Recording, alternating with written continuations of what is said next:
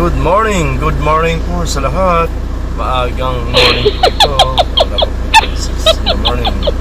Ayan. Kaya, mga kaderek, magandang umaga po sa Pinas at magandang araw o magandang gabi sa nasulok ng mundo.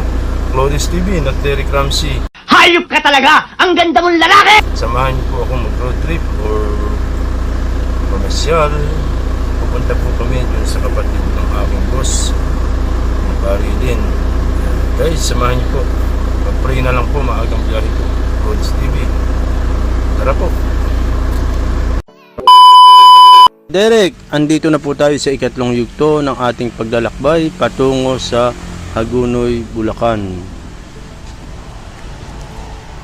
Madilim ang iyong paligid, hating gabing walang hanggan, anyo at kulay ng mundo, sa'yo'y pinagkaitan. Huwag mabahala kaibigan, isinilang ka mang ganyan, isang bulag sa kamunduhan, ligtas ka sa kasalanan. Mga kaderek, ayan ha, Freddy Aguilar po ang kinakanta natin. Di nalalayo sa'yo ang tunay na mundo, marami sa amin nabubuhay ng tulad mo. Di makita, di madinig, misay na uutal, patungo sa hinahangad na buhay na banal. Oh my God! Wow! Ibigin mo mang umawit, hindi mo makuhang gawin. Sigaw ng puso't damdamin, wala sa iyong pumapansin.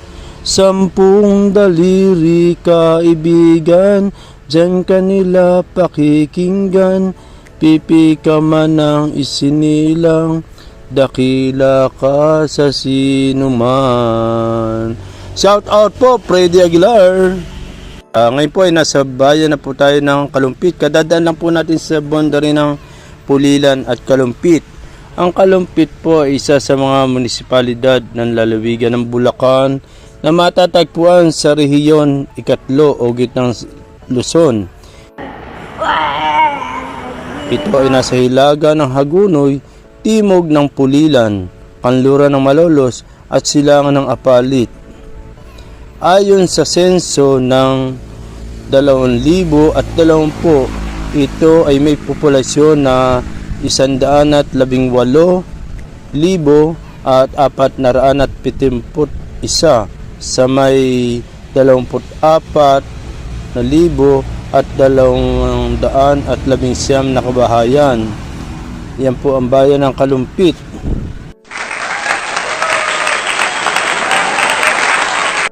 Ang Kalumpit po ay nagmula rin sa pangalan ng matibay na punong mayabong. Hindi totoo yan. At madami na matatagpuan sa harapan ng simbahan ng bayang ito. Ang Kalumpit ay establisadong ng barangay.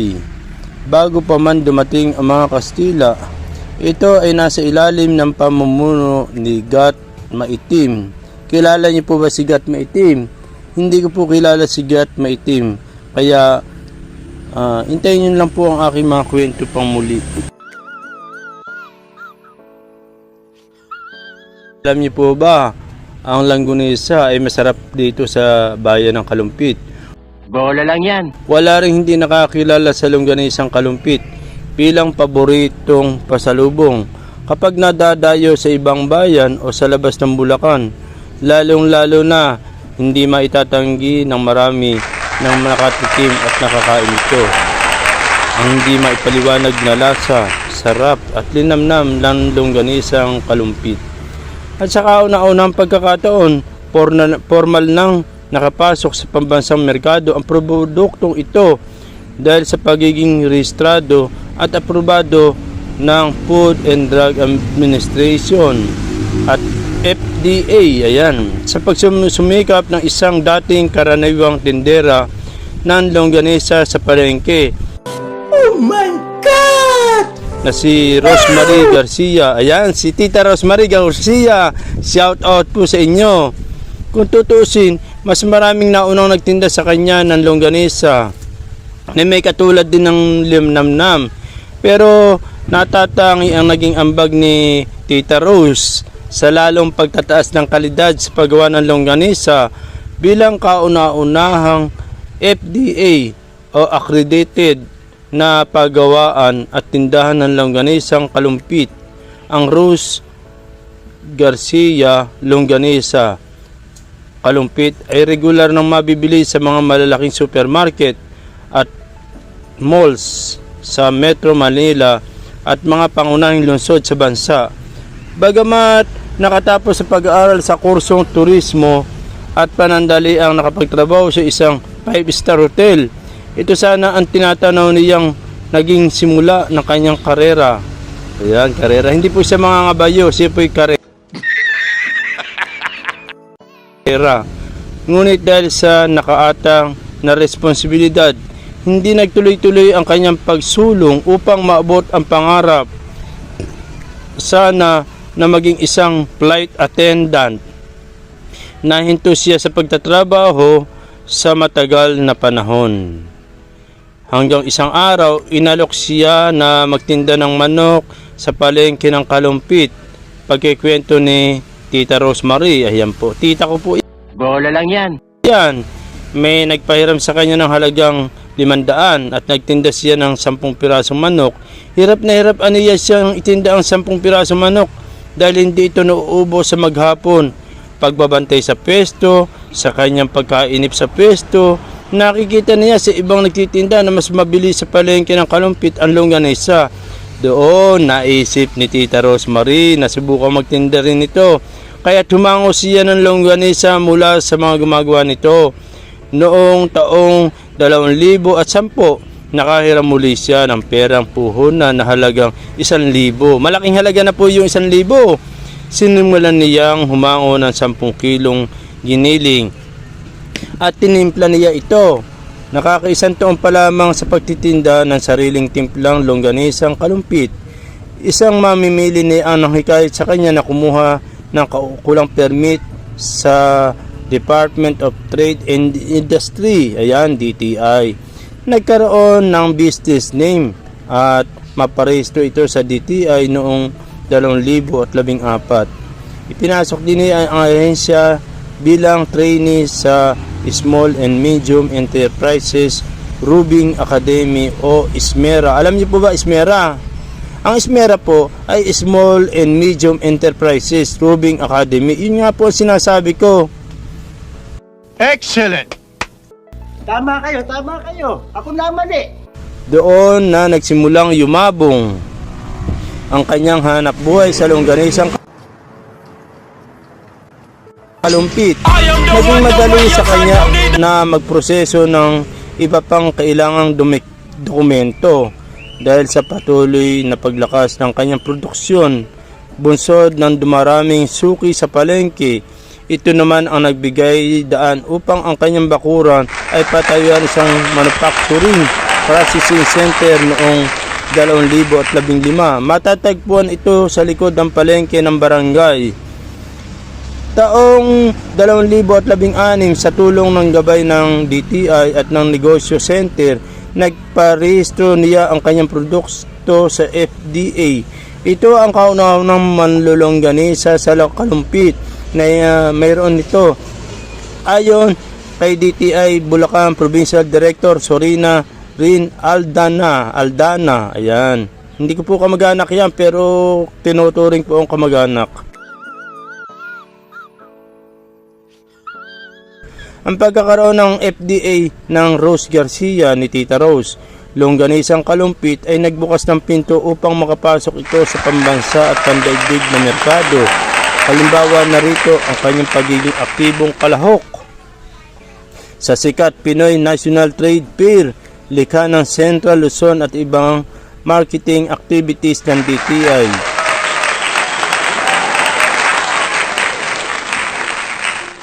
Isa rin itong Rosemary na nakapagtapos ng Kapatid Mentor Me program ng DTI Bulacan noong 2017 na nagpalakas pa ng kakayahan bilang isang negosyante. Ayan.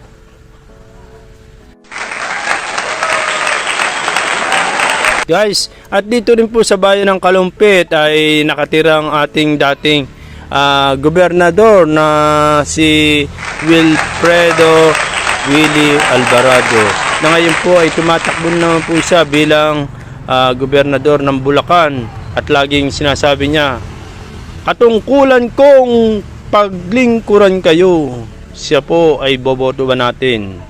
Hindi kayo naman, gobernador. Ano sa'yo ang musika? Sa'yo ba'y mahalaga? Matahimik mong paligid, awitan ay di madinig. Mapalad ka ko kaibigan, napakaingay ng mundo. Sa isang binging katulad mo, walang daing, walang gulo.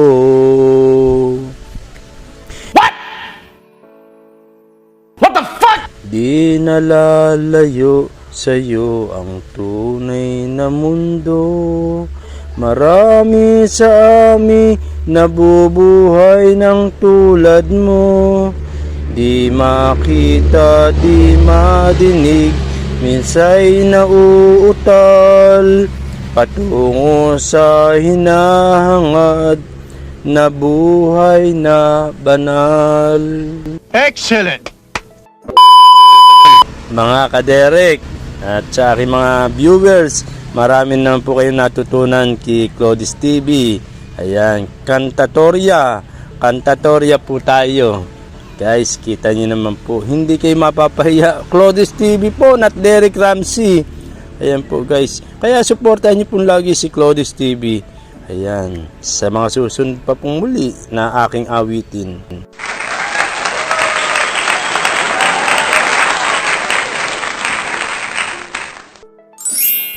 Ayan po guys, muli po magpapaalam naman po si Claudius TV para po sa susunod na premiere. Samahan niyo pong muli sa ikapat ko pong premiere patungong Hagonoy. Guys, maraming salamat po.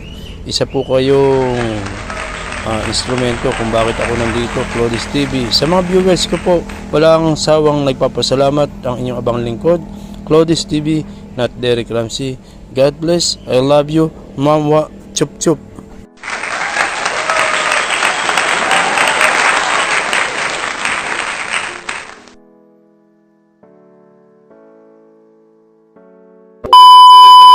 Wala na, finish na.